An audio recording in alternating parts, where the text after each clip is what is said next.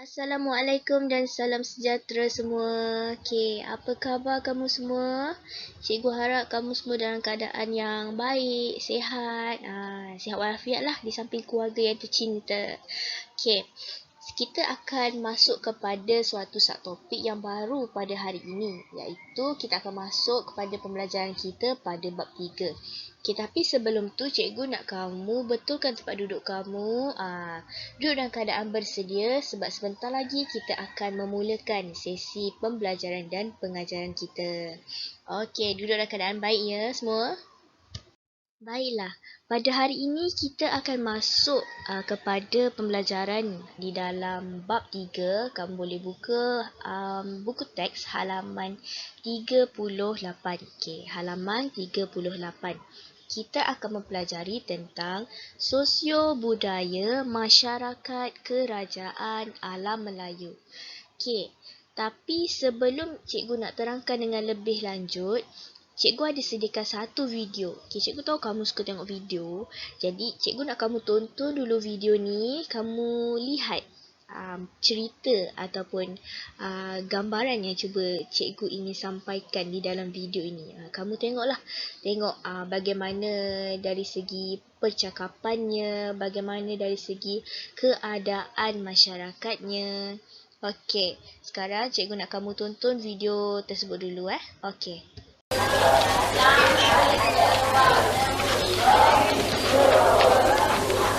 Syirif, ini bacanya apa macam bacanya? Alif mim nun waw, alif tenang waw, sarkis dah. Apa dah sarkis? Tulis gitu yang panjang bacanya sikit sarkis. Itu yang panjang tu bunga saja, yang sikit tu lah sarkis. Nanti tulis pakai bunga. Habis takkan utang saya pakai bunga. Ini barangkali sekolah dah. Iyalah sekolah. Sekolah kepala otak engkau, sekolah kau tak tengok ni satu-satu. Semua orang tua-tua, sekolah budak-budak kecil. Ini diorang malam belajar dengan rimau. Oh, tak boleh balik lah. Tak boleh balik. Duduk dalam sini tu rumah macam kandang. Mari kita buat pokok sana. Saya terlepas nanti naik.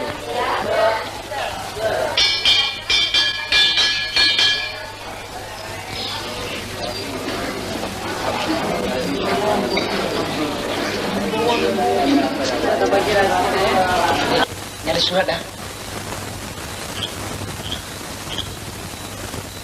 Apa dah terpusing-pusing. Cari dia punya kepala. Baca dah. Sekali syair. Syair, baca. Apa dia kata? Al-Kisah.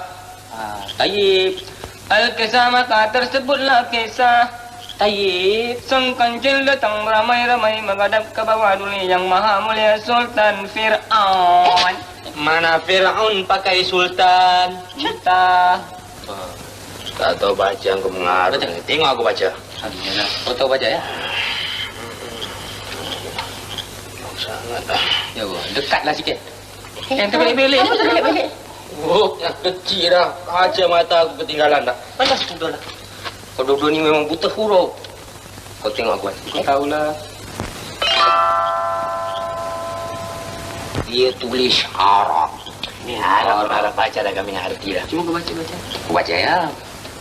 Wal fadang pasirul ta'adudil pokok kayuil panasutariku.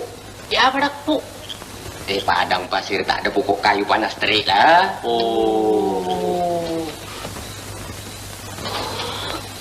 Wal kurma. Apa dah buat kurma? Kau tahu baca? Itu bunyinya kurma. Yalah. Wal kurma nak buka puasa kehabisanul ladhi. Apa dia itu? Buah kurma nak bikin buka puasa sudah kehabisan. Sambung. Ku pandungil kiri kanan ni. Apa dah ni? Ku pandang kiri kanan. Wal sakibahi tumpuk tai unta. Apa dah pakai tai unta pula? Unta kayu lah korang. Ini hitam kromo baca. Kita suruh kayak ini baca macam.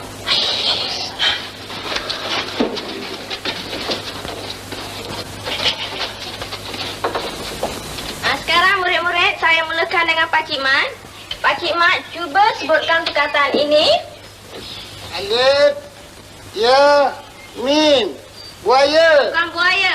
Alif, ya, mim, ayam. Oh, ayam. Pakcik fikir buaya. Pakcik Dong, cuba sebutkan perkataan ini. Ya. Wow, unta. Bukan unta. Wow, burung. Oh, burung. Kupikirkan unta. Pakcik Hamid, tutup mulutnya sedikit nanti masuk lalat.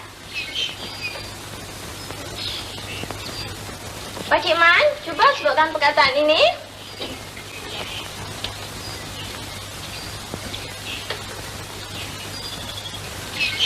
Tak nampak cikgu hurufnya halus benar. Tak nampak? Pakai terhubung nampak. Sudahlah Pakcik Man duduk. Cikgu pandai cikgu ya. Pandai, lain eja lain baca. Sekarang murid-murid ikut cikgu baca ya. Okey, kamu semua dah tonton tadi video tersebut. Okey, video itu cikgu ambil daripada filem Pendekar Bujang Lapuk. Okey, filem ini terdiri daripada pelakon-pelakonnya P. Ramlee, Haji Sattar dan S. Samsudin. Okey, di dalam filem yang kita tengok tadi, okey, kamu perasan tak? Apa yang kamu nampak? Okey, kamu tak boleh jawab. Jadi, cikgu yang tolong jawabkan. Okey, di dalam video tersebut, kalau kamu perasan, mereka ini belajar membaca. Walaupun pada ketika itu gambaran orang-orang yang belajarnya bukanlah kanak-kanak, tapi orang tua. Jadinya, termasuklah juga dengan P. Ramlee, Haji Sattar dengan S. Samsudin ni. Okey, mereka belajar membaca. Okey, belajar membaca. Bila mereka nak belajar membaca, mereka kena tahu tulisannya dulu. Bila dah ada tulisan, kena kenal huruf dulu. Huruf apa di dalam gambaran video tadi.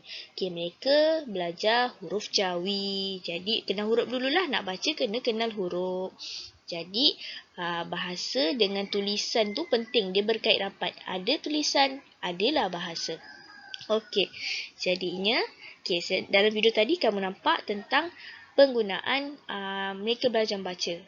Lepas tu belajar tulisan. Kena kenal huruf dululah. Nak baca, macam mana nak baca kalau tak kenal huruf? Jadi, selain daripada bahasa dan tulisan tadi, cikgu juga nak kamu tengok bagaimana bahasa pertuturan. Bagaimana bahasa pertuturan di dalam filem tersebut. Okey, di dalam filem tersebut, mereka menggunakan bahasa Melayu klasik. Yang selalu kita tengok cerita lama-lama, cerita Melayu klasik tu, mereka menggunakan bahasa Melayu klasik. Okey, ianya dipanggil sebagai bahasa Melayu klasik lah, berbeza dengan bahasa kita sekarang. Cuba kamu boleh bandingkan dengan bahasa di dalam filem tadi dengan bahasa yang kita guna sekarang, bahasa Melayu moden. Okey, kita balik kepada itu tadi cerita pasal video lah. Itulah yang dalam video tadi. Yang sekarang kita balik kepada topik kita, iaitu sosiobudaya. Okey, sosiobudaya ni kita akan belajar pada hari ini. Bab 3 ni cerita pasal sosiobudaya lah. Tapi apa itu sosiobudaya? Okey, sosiobudaya ni sebenarnya cara hidup dan pemikiran dalam sesebuah masyarakat tu. Okey, masyarakat apa yang kita nak belajar ni? Okey, kita masih lagi akan menceritakan tentang masyarakat di alam Melayu. Kita akan tengok macam mana sosiobudaya bagi kerajaan Funan, Champa, Sriwijaya, Angkor, Majapahit, Kedah Tua dan Gangga Negara. Okey, kita akan tengoklah macam mana sosiobudaya ni. Sosiobudaya ni tadi kita tengok cara hidup dan pemikiran sesebuah masyarakat. Okey, sosiobudaya ni akan mereka lakukan mengikut kesesuaian situasi dan kreativiti kerajaan tu sendiri. Sebab kan ada kerajaan banyak-banyak tadi kan, kerajaan Funan, Champa, masing-masing kerajaan berbeza dia punya sosiobudayanya, ikut kesesuaian pada ketika itulah. Kesesuaian mereka pada ketika itu. Okey, sosiobudaya masyarakat kerajaan alam Melayu ni dia sentiasa berkembang. Dia berkembang dan diwarisi dari satu generasi ke generasi yang satu lagi. Maknanya bersambunglah benda tu. Contoh generasi yang ni amalkan ni. Lepas tu nanti yang lain pun ikut. Berterusan maknanya. Okey, kita teruskan kepada kita tengok apa yang terkandung di dalam sosio budaya. Okey, dalam sosio budaya ini terkandung aspek ataupun subtopik bahasa dan tulisan, persuratan, seni bina dan struktur sosial. Tapi pada hari ini kita akan tengok kepada aspek bahasa dan tulisan. Okey, sebab tu kamu tadi cikgu bagi tengok video tentang filem Pendekar Bujang Rapuk tadi lah. Di mana filem tersebut berkaitan dengan bahasa. Mereka guna bahasa Melayu klasik pada ketika itu. Tulisan pula mereka menggunakan tulisan Jawi pada dalam video tu lah. Tapi kita hari ini kita akan tengok bagaimana sosial budaya dalam aspek bahasa dan tulisan yang digunakan oleh masyarakat bagi kerajaan alam Melayu. Okey, sekarang kita akan masuk kepada bahasa dan tulisan. Baiklah, kita akan melihat kepada contoh kerajaan di alam Melayu yang pertama, iaitu Kerajaan Funan. Kita terlebih dahulu sebelum cikgu nak teruskan terangkan pasal bahasa dan tulisan, cikgu nak kamu tahu Kerajaan Funan tu dekat mana. Okey, macam biasalah. Peta kita boleh tinggalkan ya. Okey. Kerajaan Funan di sini yang kawasan berwarna kuning. Okey, tahu tak tengok peta ni? Okey, kalau tak tahu, sini, kita kat sini. Kita di kawasan Semenanjung Malaysia. Semenanjung Malaysia. Mana kita? Ni, Johor kat sini. Nanti kat sini ada Negeri Sembilan, ada Melaka, ada Selangor, ada belah sini nanti ada Kelantan, Terengganu. Okey, ini adalah dipanggil Semenanjung Malaysia. Sabah Sarawak dekat sini. Di kawasan belah sini adalah dipanggil Thailand. Kalau sekarang kita panggil Thailand lah. Orang-orang Melayu dia ada di kawasan selatan Thailand ni. Tapi dulu kita tak panggil Thailand lah. Dalam kerajaan Melayu, kawasan ini dahulunya adalah di bawah kekuasaan Kerajaan Funan. Okey, habis tentang peta. Kamu dah tahu kedudukan jadi kat mana. Sekarang kita tengok kepada bahasa yang digunakan untuk Kerajaan Funan ni. Okey, bahasa utama ni bahasa yang mereka gunakan lah. Okey. Mereka gunakan bahasa Sanskrit. Bahasa Sanskrit ni bahasa apa? Bahasa Sanskrit ni merupakan satu bahasa India lah. Mereka pada masyarakat alam Melayu ni pada ketika itu mereka mengalami pertembungan di antara tamadun tau. Pada ketika itu ada tamadun India, ada tamadun Arab Parsi. Jadi pertembungan di antara tamadun-tamadun ni menyebabkan ada bahasa-bahasa seperti bahasa Sanskrit, bahasa-bahasa Arab yang digunakan dalam bahasa Melayu kita sekarang ni. Sampai sekarang lah kesan ni kekal. Zaman dulu apatah lagi semestinya adalah sebab mereka hidup dengan zaman tu. Okey, bahasa Sanskrit ni pengaruh daripada India lah. Mereka gunakan bahasa Sanskrit. Okey, pada kerajaan Funan juga dah ada kalender dah waktu tu. Dipanggil sebagai kalender Saka.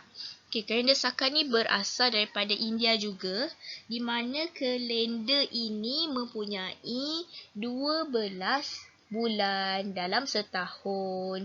Okey, kalender ni merupakan diasaskan daripada salah satu dinasti di India pada ketika itu dan digunakan di dalam kerajaan Funan. Okey, selain itu aspek tulisan pula. Di kerajaan Funan ni mereka menggunakan tulisan yang digunakan oleh orang-orang Hu. Okey, siapa pula orang Hu ni? Okey, masyarakat Funan dia sebenarnya maju tau dalam bidang penulisan kalau kamu nak tahulah. Okey, tulisan mereka ni dikatakan seakan-akan tulisan orang Hu. Okey, orang Hu ni dia tinggal dekat bahagian tengah Asia. Mereka ni, orang Hu ni menggunakan tulisan India. Jadinya masyarakat di kerajaan Funan juga, kalau kamu lihat banyak pengaruh daripada India. Tengok bahasa Sanskrit, mereka guna bahasa Sanskrit, ada kalender Saka dan juga tulisan. Tulisan mereka gunakan tulisan orang-orang Hu. Okey, bila kita cakap dia guna bahasa ni, tulisan ni, mestilah kena ada bukti kan. Okey, buktinya apa? Ada penemuan batu bersurat. Inilah batu bersurat Funan bertarikh abad kedua. Okey, sekarang kita beralih kepada Kerajaan Champa. Okey, pertamanya cikgu nak kamu tengok macam biasa peta.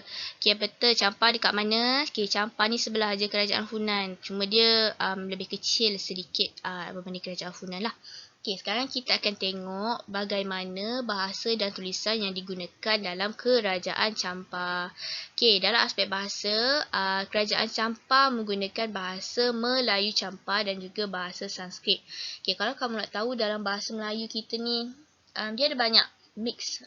Gitu mix. Ada banyak percampuran lah. Yang tadi kalau untuk Funan kita nampak lebih kepada bahasa Sanskrit. Itu pengaruh daripada tamadun India. Pengaruh daripada India lah. Kat sini pun ada juga, masih lagi ada untuk kerajaan Champa ni, bahasa Sanskrit, dan mereka juga menggunakan bahasa Melayu Champa. Apa tu bahasa Melayu Champa? Okey, bahasa Melayu, tapi Champa ni apa? Champa ni merupakan orang-orang, apa tu nak cakap bahasa Melayu Champa ni untuk bahasa kamu senang faham Bahasa Melayu Champa ni macam dialek. Okey, orang Champa dia ada dialek dia. Orang Cham, kita sebut orang Champa, orang Cham ada dialek dia.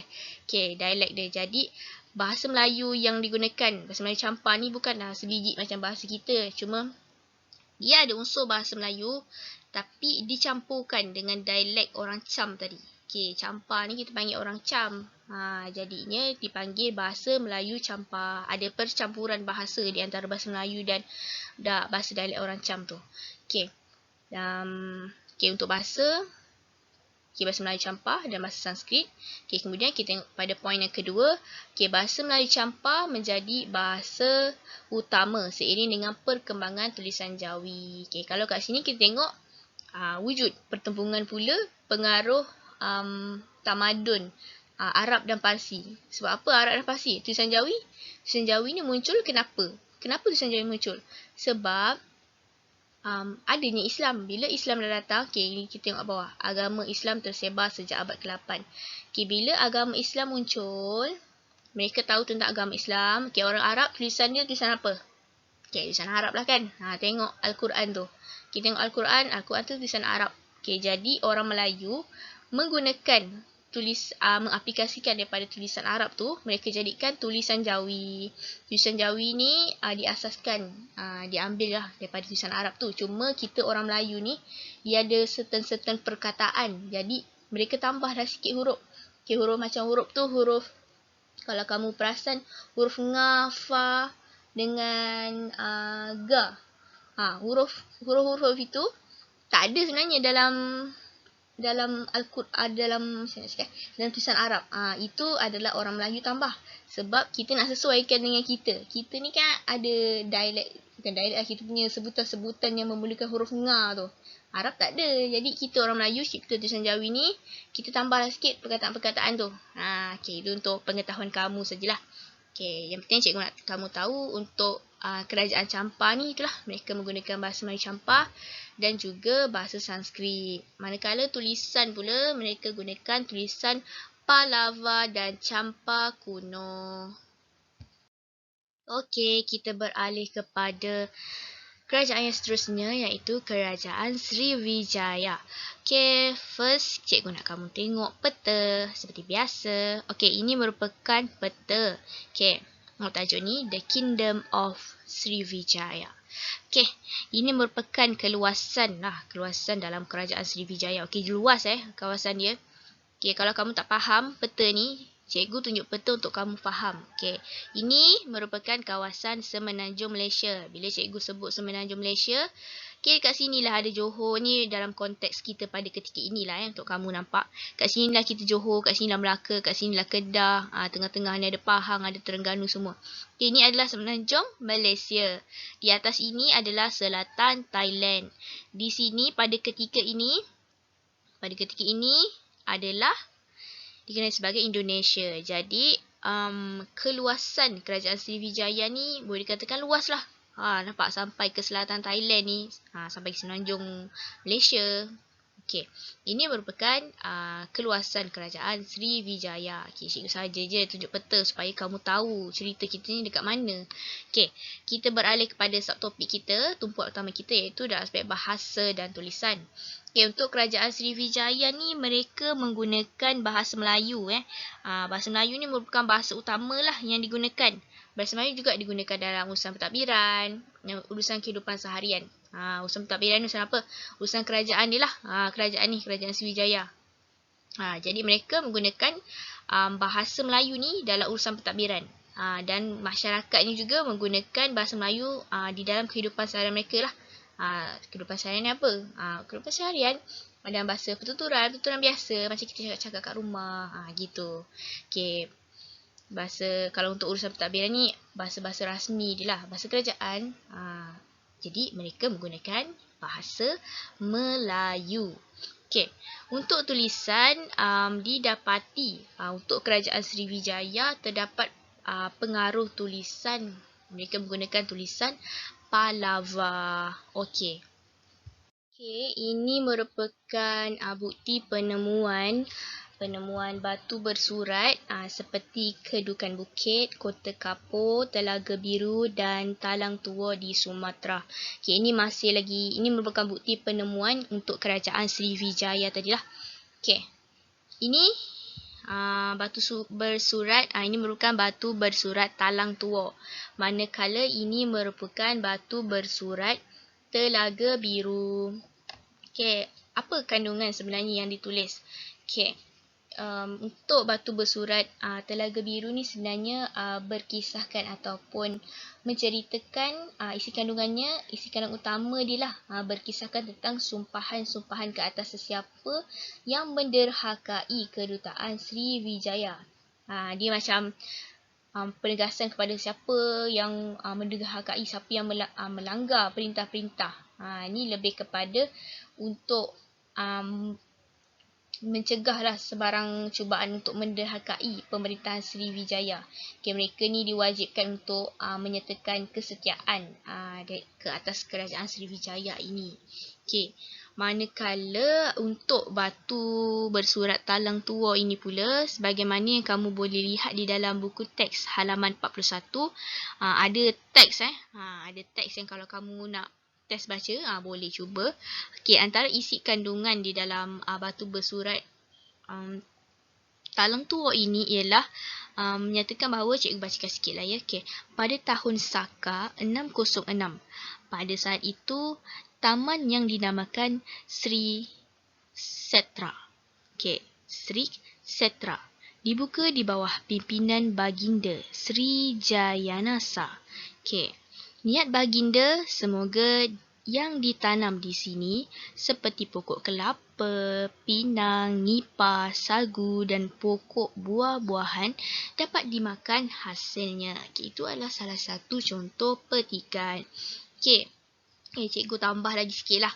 Kan kita terdapat penemuan batu ni. Penemuan batu ni dijumpai oleh ahli arkeologi. Di dalam batu ini kamu lihat ini merupakan tulisan Pallava.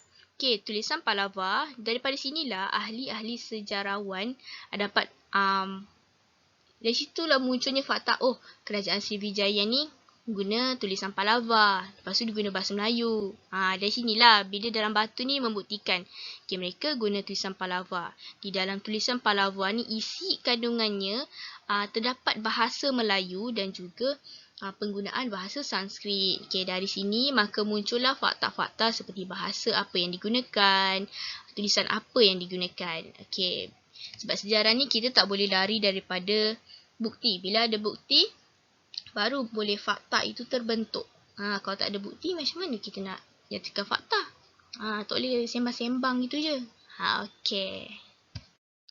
Sekarang kita beralih kepada kerajaan Angkor. Ini merupakan peta empire kerajaan Angkor. Kerajaan Angkor ini menggunakan bahasa Sanskrit dan bahasa Khmer. Sanskrit ni tadi kamu dah tahu, Sanskrit ni bukan bahasa yang mempunyai pengaruh daripada India lah. Manakala Khmer ni pula bahasa daripada pengaruh Kemboja, bahasa orang-orang Kemboja lah senang cerita. Seterusnya adalah bukti penemuan dia adalah terdapat penemuan inskripsi pada dinding di candi Okay, sebab Angkor ni ada banyak candi. Okay, seterusnya adalah kita lihat kepada aspek tulisan.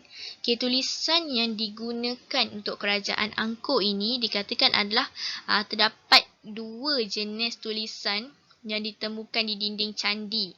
Okay, iaitu tulisan apa? Tulisan ni Pallava dan juga tulisan Khmer. Pallava dan juga tulisan Khmer.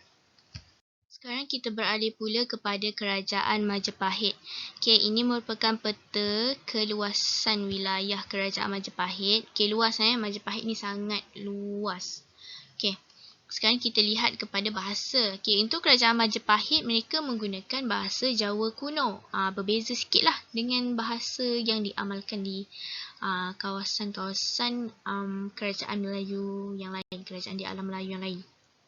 Okay, untuk Majapahit, mereka gunakan bahasa Jawa kuno. Manakala tulisan pula, mereka gunakan tulisan Kawi. Macam mana tulisan Kawi tu? Okay, jom kita tengok. Okay, sekarang kita masuk kepada bukti. Okay, ini merupakan terdapatlah penemuan inskripsi dan persuratan yang bertarikh abad ke-14. Okay, ini merupakan tulisan Kawi yang kita cerita tadi. Okay, untuk pengetahuan kamu, tulisan Kawi ini sebenarnya berasal daripada India. Okay, di mana tulisan Kawi ini diambil daripada satu istilah iaitu Kavi. Istilah ni dalam bahasa Sanskrit. Maksud dia adalah penyair.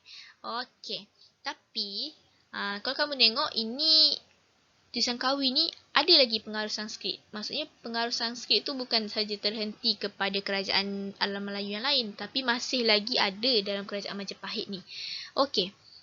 Selepas penyebaran Islam, kita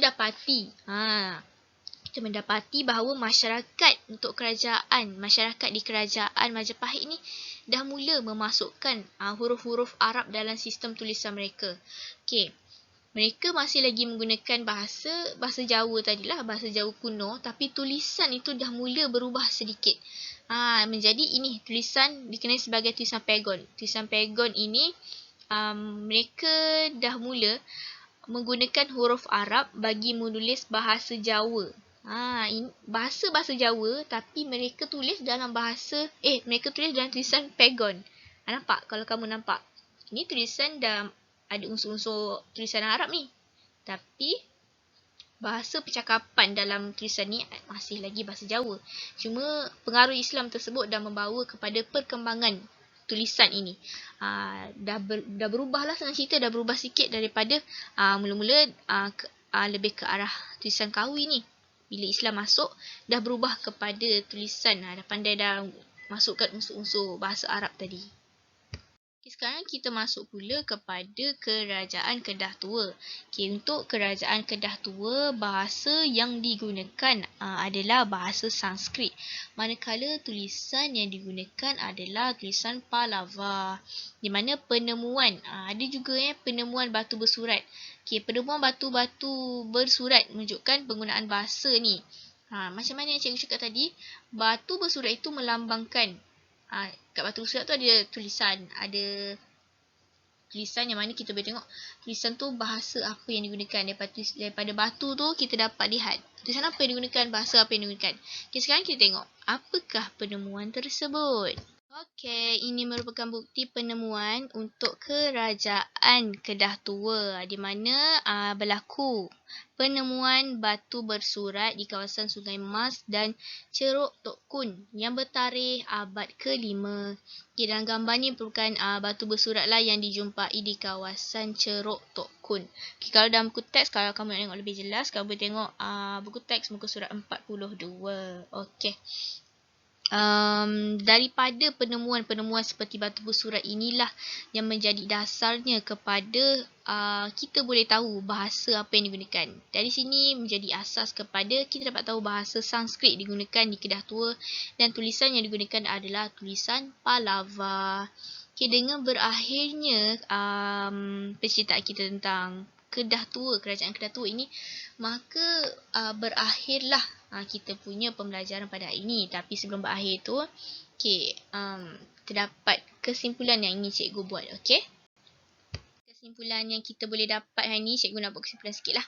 Okay, untuk kamu perlu tahu bahasa dan tulisan ni merupakan perkara penting dalam perkembangan kerajaan alam Melayu ni. Okay, bahasa dan tulisan ini merupakan sebagai alat komunikasi utama. Dengan fungsi-fungsi lain juga, bahasa dan tulisan ni digunakan untuk menyimpan rekod-rekod pemerintahan, perundangan, perdagangan dan keagamaan. Maksudnya, mereka ni pada zaman dahulu mereka tulis. Tadi kita belajar tentang batu bersurat kan. Contoh mereka tulis dalam batu bersurat tentang perundangan. Okay, mereka tulis dah beberapa tahun yang lalu. Okay, beratus-ratus tahun yang lalu. Dan kita jumpai pada hari ini. Okay, kita boleh tahu macam mana kehidupan mereka pada zaman dahulu. Macam mana pemerintahan dia, macam mana perundangan dia, macam mana perdagangan. Mereka jalankan perdagangan apa, dengan siapa. Macam tadi kita tengok ada satu teks tu, teks daripada batu bersurat tersebut yang menceritakan tentang adanya tanaman kelapa. Jadi kat situ kita tahu masyarakat, kita boleh tahu kehidupan masyarakat pada zaman dahulu macam mana. Okay, itu pentingnya bahasa dan tulisan ni. Itu perlu kita jadikan iktibar lah. Di mana kita ni pada zaman-zaman sekarang ni, zaman moden ni, kalau ada benda-benda penting kita simpan. Macam penulisan ni simpan. Jangan biarkan benda tu dibuang begitu saja. Sebab ia akan berguna untuk kita punya generasi, next generation. Generasi akan datang lah. Boleh mereka gunakan. Okay. Selain itu cikgu sebenarnya nak jugalah kamu tahu. Kita belajar tentang bahasa dan tulisan. Okay. Di Malaysia ni bahasa kebangsaannya adalah bahasa Melayu. Okay. Kamu kena tahulah juga bahasa Melayu ni sifatnya macam mana. Okay, bahasa Melayu ni dah mengalami revolusi yang banyak mengikut peredaran zaman. Tadi kita belajarkan banyak, ada bahasa Melayu campur, ada banyak. Okay, bahasa Melayu ni dia dah boleh dikatakan bersifat terbuka lah. Daripada pertumbungan kita ni banyak pertumbungan budaya tau. Pertumbungan budaya dia menyebabkan bahasa Melayu ni telah menerima pengaruh daripada beberapa bahasa asing.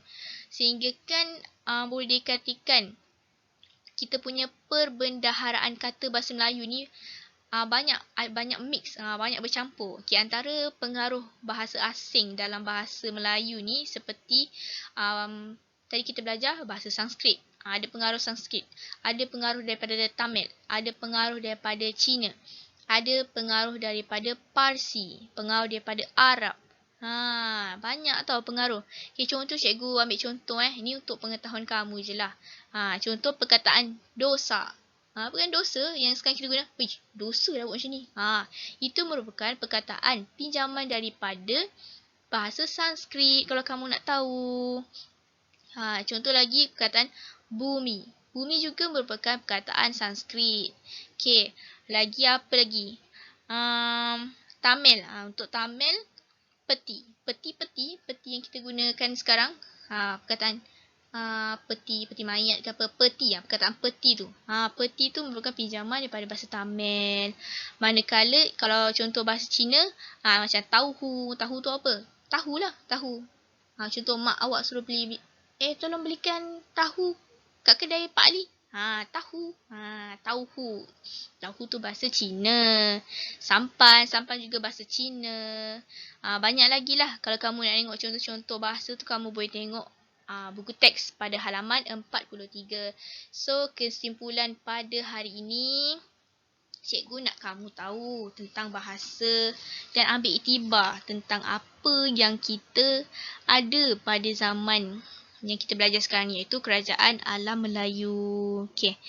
Sekarang cikgu rasa berakhirlah kita punya pembelajaran pada hari ini, iaitu tentang bahasa dan tulisan. Cikgu harap kamu boleh ambil lah segala ilmu-ilmu yang positif di dalam pembelajaran kita ni pada aspek subtopik, di bawah subtopik bahasa dan tulisan. Okay, sekian saja daripada cikgu. Maaf andainya ada terkurang di mana-mana, tersilap bicara, tersalah kata, cikgu mohon maaf. Okay, sebarang pertanyaan boleh PM cikgu. Okay, apa-apa PM je, jangan malu-malu. Okay, cikgu akhiri pembelajaran kita pada hari ini dengan ucapan Assalamualaikum warahmatullahi wabarakatuh.